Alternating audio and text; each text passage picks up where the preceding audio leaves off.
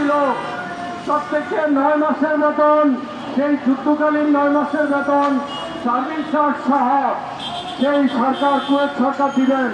আমাদের সেই টাকা আমরা জানতে পেরেছি, আমাদের সেই 9 মাসের বেতন সহ এই টাকাও আমাদের বাংলাদেশে এসে গেছে। আমাদের 446 জন যুদ্ধবন্দী ছিল, তারা ইরাকের বাহিনী সেই কুয়েত থেকে 446 জন বাংলাদেশিকে তারা জেলে নিয়েছিল। সেই 446 জন যুদ্ধবন্দীর টাকা, হাজার হাজার কোটি টাকা, আমাদের ওই টাকা গেল কোথায়? আমাদের অনেক লোক সেই ইরাক কুয়েতের ব্যাংকে টাকা রেখে এসেছিল, সেই টাকা আমরা অনেক চেষ্টা করেছিলাম সেই টাকা পাওয়ার জন্য, কিন্তু বাংলাদেশ গভর্নমেন্ট আমাদেরকে সেই সুযোগ দেয়নি আমাদের সেই জমাকৃত টাকা আনার জন্য।